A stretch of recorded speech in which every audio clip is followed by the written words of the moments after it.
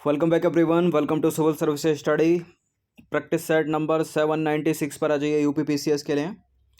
और इस टेस्ट में हम प्रैक्टिस करने वाले हैं यूपी के, ठीक है, उत्तर प्रदेश विशेष से संबंधित प्रश्नों पर। तो चलिए स्टार्ट करते हैं। चलिए तो क्वेश्चन नंबर 1 पर आ जाइए। बखीरा पक्षी विहार बताइए कहाँ है उत्तर प्रदेश में। बखीरा पक्षी विहार उत्तर प्रदेश के किस जिले में स्थित है बताइए। संत कबीर नगर में। तो बखीरा पक्षी विहार उत्तर प्रदेश के संत कबीर नगर जिले में स्थित है। अगर बलिया की बात करें तो बलिया में है सुरहाताल पक्षी विहार, ठीक है। और समरसपुर पक्षी विहार इंपॉर्टेंट है, रायबरेली में है।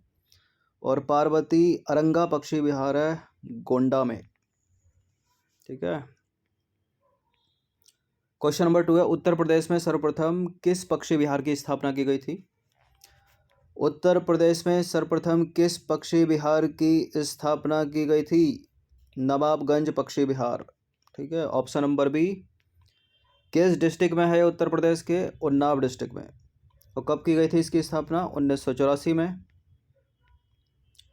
क्वेश्चन नंबर 3 पर आ जाइए। उत्तर प्रदेश के किस जिले में यूरेनियम पाया जाता है। ये प्रश्न कई बार पूछा गया यूपी के कंपैरेटिव एग्जाम में। ये यूरेनियम पाया गया है ललितपुर डिस्ट्रिक्ट में। तो उत्तर प्रदेश के ललितपुर जिले में जो है यूरेनियम के सीमित भंडार पाए जाते हैं। क्वेश्चन नंबर 4 पर आ जाइए। निम्नलिखित कथनों पर विचार करेंगे, दो स्टेटमेंट के साथ बताइए कौन सा करेक्ट है। अतरंजी खेड़ा उत्तर प्रदेश के एटा जिले में काली नदी के तट पर स्थित है। और दूसरा स्टेटमेंट है यहाँ से लौह प्रयोग, ठीक है, मतलब लोहे का प्रयोग, वृत्ताकार अग्निकुंड और धान की खेती के प्रमाण भी मिले हैं। क्या ये बात सत्य है। सत्य है, दोनों के दोनों करेक्ट हैं, सी है इसका आंसर। तो अतरंजी खेड़ा उत्तर प्रदेश के एटा जिले में काली नदी के तट पर स्थित है। हुएनसांग इसे क्या बोलता था। हुएनसांग इसे कहता था पिलोशान। यहाँ से गैरिक मृदभांड संस्कृति से लेकर गुप्त काल तक के अवशेष मिले हैं। और यहाँ से लोहे के प्रयोग, वृत्ताकार अग्निकुंड और धान की खेती के भी प्रमाण मिले हैं। क्वेश्चन नंबर 5 पर आ जाइए। परहरिया जनजाति उत्तर प्रदेश के किस जिले में निवास करती है। परहरिया जनजाति उत्तर प्रदेश के किस जिले में निवास करती है बताइए। सोनभद्र या पीलीभीत। सोनभद्र में। तो परहरिया जनजाति उत्तर प्रदेश के सोनभद्र जिले में निवास करती है, सीधे सीधे याद रखिएगा। क्वेश्चन नंबर 6 पर आ जाइए। एक नृत्य है कर्मा लोक नृत्य, निम्नलिखित में से कहाँ से संबंधित है। उत्तर प्रदेश के ब्रज का है, पूर्वांचल का है, महोबा का है, सोनभद्र का है। कर्मा है मिर्जापुर सोनभद्र का, ठीक है, डी है इसका आंसर। तो कर्मा लोक नृत्य का संबंध है मिर्जापुर सोनभद्र जिले से। और कर्मा लोक नृत्य कौन सी जनजाति करती है। खरवार जनजाति के द्वारा किया जाता है। पूर्वांचल के कुछ महत्वपूर्ण लोक नृत्य हैं यूपी में। एक है नटवरी नृत्य, धोबिया नृत्य और कटघोड़बा नृत्य। ये मैच करने के लिए पूछ लेते हैं। कटघोड़बा, नटवरी और धोबिया पूर्वांचल के। और ब्रज क्षेत्र के कौन कौन। झूला नृत्य, मयूर नृत्य और रास नृत्य। ये लोअर पीसीएस में कई बार पूछा गया, मयूर और रास। क्वेश्चन नंबर 7 पर आ जाइए। उत्तर प्रदेश में किस जनजाति द्वारा दीपावली को शोक के रूप में मनाया जाता है। उत्तर प्रदेश की जो थारू जनजाति है वो दीपावली को शोक पर्व के रूप में मनाती है। तो थारू जनजाति दीपावली को शोक पर्व के रूप में मनाती है। क्वेश्चन नंबर 8 पर आ जाइए। उर्दू को उत्तर प्रदेश राज्य की दूसरी भाषा के रूप में कब स्वीकार किया गया था। 1989 में। तो उत्तर प्रदेश की प्रथम राजकीय भाषा जो है वो तो हिंदी है, 1947 से। और दूसरी राजकीय भाषा कौन सी है, वो है उर्दू। कब से, 1989 से। इम्पोर्टेंट है, याद रखिएगा सन। अब देखिए थोड़ा और जान लीजिए। इस राज्य की जो राजधानी थी 1958 तक आगरा रही, ठीक है। उसके बाद 1858 तक आगरा रही। और 1858 से लेकर 1921 तक इलाहाबाद रही, मतलब प्रयागराज वर्तमान का। और उसके बाद यानी 1921 से अब तक क्या है, लखनऊ है। अब 9 नवंबर सन 2000 को आपको याद हो कि उत्तर प्रदेश से 13 जिलों को अलग करके एक नया राज्य बनाया गया था, उत्तराखंड। क्वेश्चन नंबर 9 पर आ जाइए। अमीर खुसरो ने निम्नलिखित में से किसके विकास में अग्रणी भूमिका निभाई? अमीर खुसरो ने किसके विकास में अग्रणी भूमिका निभाई थी? खड़ी बोली के विकास में अग्रणी भूमिका निभाई थी। तो अमीर खुसरो ने खड़ी बोली के विकास में अग्रणी भूमिका निभाई। इनके बारे में अगर और जाने तो अमीर खुसरो का जन्म हुआ था 1253 में उत्तर प्रदेश के एटा के पटियाली नामक कस्बे में गंगा नदी के किनारे। ठीक है, एटा में हुआ था, याद रखिएगा। वे मध्य एशिया की लाचन जाति के तुर्क सैफुद्दीन के पुत्र थे। लाचन जाति के ही तुर्क चंगेज खां के आक्रमण से पीड़ित होकर बलबन के राज्यकाल में वे शरणार्थी के रूप में भारत आकर बसे थे। अमीर खुसरो। क्वेश्चन नंबर 10 पर आ जाइए। उत्तर प्रदेश राज्य पर्यटन विकास निगम लिमिटेड की स्थापना निम्नलिखित में से कब की गई थी? सीधे सीधे पूछ लेते हैं इस तरह के प्रश्न। कब की गई थी बताइए? 1974 या 1978, 1984 या 1990? 1974 में।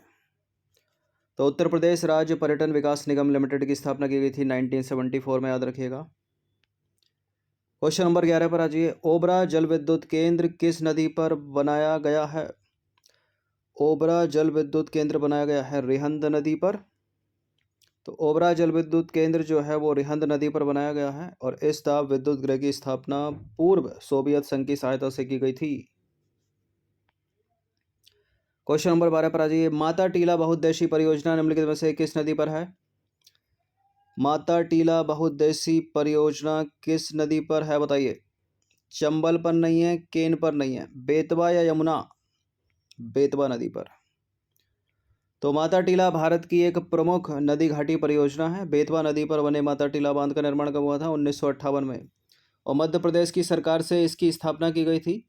यह बेतवा नदी पर उत्तर प्रदेश के ललितपुर जिले में स्थित है, जहाँ पर यूरेनियम के भंडार पाए जाते हैं। अब माता टीला बांध से 163.60 लाख घन मीटर पेयजल जो है वो उपलब्ध होता है और इस परियोजना से उत्तर प्रदेश का झांसी, जालौन, हमीरपुर और मध्य प्रदेश के ग्वालियर जिले लाभान्वित होते हैं। क्वेश्चन नंबर 13 पर आ जाइए। निम्नलिखित नगरों में से कौन गंगा नदी के दाहिने किनारे नहीं स्थित है? क्या ये सारे नगर गंगा नदी के किनारे हैं? बिल्कुल, ये सारे नगर गंगा नदी के किनारे हैं। कौन कौन दाहिने किनारे पर स्थित है? प्रयागराज या इलाहाबाद दाहिने किनारे पर है, कानपुर दाहिने किनारे पर, हरिद्वार दाहिने किनारे पर, वाराणसी नहीं है दाहिने किनारे पर। तो इनमें से जो है गंगा नदी के दाहिने किनारे पर वाराणसी स्थित नहीं है, बाकी अन्य तीनों नगर गंगा नदी के दाहिने किनारे पर स्थित हैं। अब जितने भी नगर हैं उत्तर प्रदेश के वो कौन कौन से नगर हैं उनको देख लेते हैं एक बार, जो गंगा नदी के किनारे बसे हैं। गढ़मुक्तेश्वर, कछला घाट, फतेहगढ़, बिल्लौर, बिठूर, कानपुर, उन्नाव, डलमऊ, श्रृंगेरपुर, इलाहाबाद या प्रयागराज, सिरसा, वाराणसी, गाजीपुर, बलिया का शेरपुर। ये प्रश्न बड़ा पूछा गया उत्तर प्रदेश के एग्जाम में। उत्तर प्रदेश को कितने शस्य जलवायु क्षेत्रों में विभाजित किया गया है? इसका उत्तर है 9। तो उत्तर प्रदेश को 9 शस्य जलवायु क्षेत्रों में विभाजित किया गया है, सीधे सीधे याद रखिएगा। क्वेश्चन नंबर 15 पर आ जाइए। उत्तर प्रदेश में पूर्व से पश्चिम की ओर बढ़ने पर वर्षा की मात्रा सामान्यता। देखिए, मानसून तो वही रहा, दक्षिण पश्चिमी मानसून, सुंदर सा भारत। तो ये बसा यहाँ उत्तर प्रदेश। अब पूर्व से पश्चिम की ओर, ठीक है, दक्षिण पश्चिम मानसून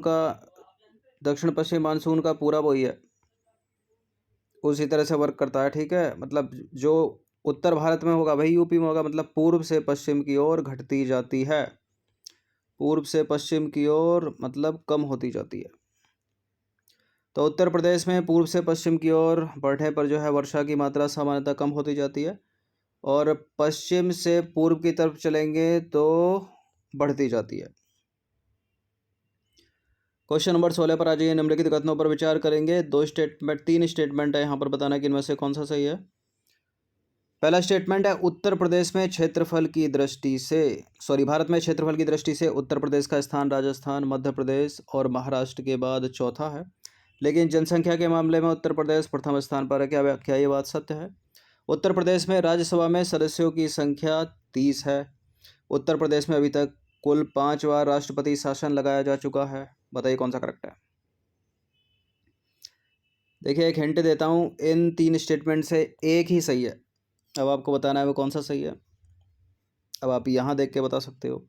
तो उत्तर प्रदेश में राज्यसभा में सदस्यों की संख्या 30 नहीं बल्कि 31 है। गलत है ये वाला स्टेटमेंट। अभी तक उत्तर प्रदेश में कुल 10 बार राष्ट्रपति शासन लगाया जा चुका है। बाकी पहला वाला करेक्ट है। भारत में उत्तर प्रदेश क्षेत्रफल की दृष्टि से चौथा है और जनसंख्या की दृष्टि से पहला है। तो चूंकि तीसरा गलत, दूसरा गलत, पहला गलत, तीसरा गलत, दूसरा गलत, तो पहला ही सही है केवल। तो लोकसभा में सदस्यों की संख्या उत्तर प्रदेश में सीटें कितनी? 80। राज्यसभा की सीटें हैं 31, याद रखना, 30 नहीं। और उत्तर प्रदेश में अभी तक कुल 10 बार राष्ट्रपति शासन लगाया गया, 10 बार, ना कि 5 बार या 7 बार। ठीक है, एग्जैक्ट नंबर है, सीधे सीधे याद रहेगा। नंबर 17 पर आ जाइए। उत्तर प्रदेश में स्वतंत्रता के बाद प्रथम विधानसभा अध्यक्ष कौन थे? कौन थे? यूपी के पहले प्रधानमंत्री तो गोविंद वल्लभ पंत बनाए गए थे, तो इनको तो हटा दीजिए। हृदय नारायण दीक्षित तो वर्तमान स्थिति है। चंद्रभाल ये राज्यसभा में, ये लोकसभा में, विधानसभा में, सॉरी। तो राजश्री पुरुषोत्तम दास टंडन प्रथम विधानसभा अध्यक्ष थे स्वतंत्र उत्तर प्रदेश के। ठीक है, तो कुछ देख लीजिए, जैसे कि उत्तर प्रदेश के प्रथम मुख्यमंत्री, सॉरी प्रधानमंत्री बोल दिया क्या, प्रथम मुख्यमंत्री गोविंद वल्लभ पंत, और राज्य एवं देश की प्रथम महिला मुख्यमंत्री, इनका नाम याद रखना, सुचेता कृपलानी। ठीक है, भारत और किसी राज्य की प्रथम महिला मुख्यमंत्री बनने वाली महिला का नाम क्या? सुचेता कृपलानी। सर्वाधिक मुख्यमंत्री उत्तर प्रदेश में सुश्री मायावती जी 4 बार, और राज्य एवं देश की प्रथम महिला राज्यपाल वो हैं सरोजनी नायडू। स्वतंत्रता के बाद प्रथम विधानसभा अध्यक्ष, उनका नाम क्या है? राजश्री पुरुषोत्तम दास टंडन। और स्वतंत्रता के बाद ही प्रथम विधान परिषद सभापति हैं, ठीक है, चंद्रभाल। 20 प्रश्न ऐड किए हैं इसमें हमने। क्वेश्चन नंबर 18 पर आ जाइए। उत्तर प्रदेश का निम्नलिखित में से कौन सा नगर यमुना नदी के किनारे नहीं बसा है? यमुना नदी के किनारे बसा है मथुरा, यमुना नदी के किनारे बसा है इलाहाबाद, बागपत भी। जौनपुर नहीं है, क्योंकि जौनपुर है गोमती नदी के किनारे। तो देखिए लखनऊ, जौनपुर और सुल्तानपुर ये गोमती नदी के किनारे बसे उत्तर प्रदेश के नगर हैं। बाकी यमुना नदी के किनारे बसे उत्तर प्रदेश के नगरों की बात करें तो बागपत, मथुरा, प्रयागराज, वृंदावन, आगरा, बटेश्वर, इटावा, हमीरपुर, कौशाम्बी। ठीक है, ये बोल्ड क्या है? क्योंकि ऊपर दे रखा है ऑप्शंस में। क्वेश्चन नंबर 9 की तरफ अग्रसर होते हैं। निम्नलिखित पर विचार करना है। झीलें और उनसे संबंधित जिले। फुलहर झील पीलीभीत में है क्या? औंधी ताल वाराणसी में है क्या? रामगढ़ ताल गोरखपुर में है क्या? बताइए कौन सा करेक्ट है। देखिए फुलहर झील तो सही है, पीलीभीत जिले में है। औंधी ताल वाराणसी में, ये भी सही है। रामगढ़ ताल गोरखपुर में, तो सारे के सारे सही हो गए, तो सही मिलाना है। ठीक है, डी ही है इसका आंसर, उपरोक्त सभी। तो उपरोक्त सभी का मिलान सही है। क्वेश्चन नंबर 20 पर आ जाइए। निम्नलिखित पर विचार करेंगे एक बार फिर से। इस बार ताप विद्युत गृह हैं और जिले। दादरी ताप विद्युत परियोजना गौतम बुद्ध नगर लिखा है, औरैया ताप विद्युत केंद्र औरैया लिखा है, और सिंगरौली ताप विद्युत केंद्र सिद्धार्थ नगर लिखा है। बताइए कौन सा। बताइए कौन सा इसमें स्टेटमेंट जो है वो सही है। देखिए दादरी ताप विद्युत परियोजना गौतम बुद्ध नगर में है, औरैया ताप विद्युत केंद्र औरैया में है, ये भी सही है। ठीक है, सिंगरौली ताप विद्युत केंद्र सिद्धार्थ नगर में नहीं है। ठीक है, ये गलत है तीसरा वाला स्टेटमेंट। सिंगरौली ताप विद्युत केंद्र उत्तर प्रदेश के सोनभद्र जिले में है। तो थर्ड से 2 एलिमिनेट हो जाएंगे, जहाँ जहाँ थर्ड है वो नहीं होगा, क्योंकि दूसरा भी सही है तो ये नहीं होगा, पहला और दूसरा हो जाएगा ऑप्शन नंबर बी। तो ये हैं कुछ ताप विद्युत केंद्र, और वो जिस जिले में है वो जिला, जैसे कि सिंगरौली ताप विद्युत केंद्र सोनभद्र में है, ना कि सिद्धार्थनगर में। औरैया ताप विद्युत केंद्र औरैया में है। आंवला ताप विद्युत परियोजना बरेली की हो गई। रिहंद ताप विद्युत केंद्र सोनभद्र जिले में ही। ऊंचाहार ताप विद्युत परियोजना है वो है रायबरेली में, और टांडा ताप विद्युत परियोजना है अंबेडकर नगर में। दादरी ताप विद्युत परियोजना है वो है गौतम बुद्ध नगर में। देखिए जो औरैया है, आंवला है और दादरी, ये जो है गैस आधारित संयंत्र, याद रखिएगा। तो ये 20 प्रश्न थे उत्तर प्रदेश विशेष से संबंधित। इनकी प्रैक्टिस एक बार तो कर ही लीजिएगा। धन्यवाद।